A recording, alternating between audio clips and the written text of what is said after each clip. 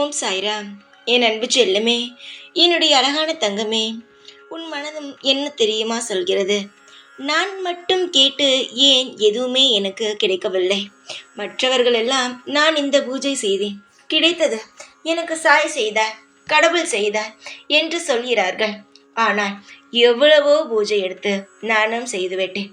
ஆனால் இதுவரை ஒன்று கூட என்னுடைய வாழ்க்கையில் நடக்கவும் இல்லை, எந்த ஒரு சந்தோஷத்தையும் அனுபவிக்கவும் இல்லை என்று நீ கவலைப்படுகிறாய். தங்கமே, ஏகப்பட்ட விஷயங்கள் உன் வாழ்க்கையில் இருக்கிறது, அது உனக்கு தெரியுமா? நீதான் ஏதேதோ நினைத்து குழப்பிக்கொண்டே இருக்கிறாய்.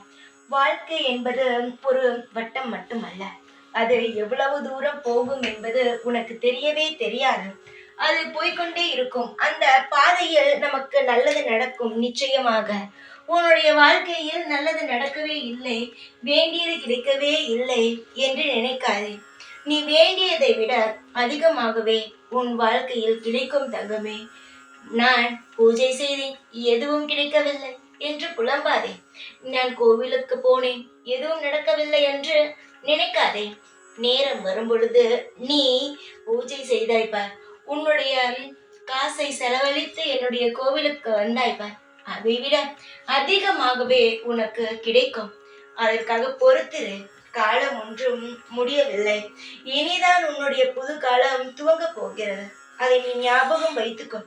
உன்னுடைய வாழ்க்கையானது இப்பொழுது ஆரம்பிக்கிறது. நீ என்ன தெரியுமா நினைத்தாய்? கஷ்டம் வந்த உடனேயே வாழ்க்கை முடிந்து விட்டது போல் என்று நினைத்து விட்டாய். இப்பொழுதுதான் ஆரம்பிக்க போகிறது. பொறுத்தால் அனைத்தையுமே ஆளலாம். பொறுக்காமல் அவசரப்பட்டால் வருவது கூட நமக்கு தெரியாமல் போய்விடும். அதை நீ நன்றாக ஞாபகத்தில் வைத்துக்கொள்.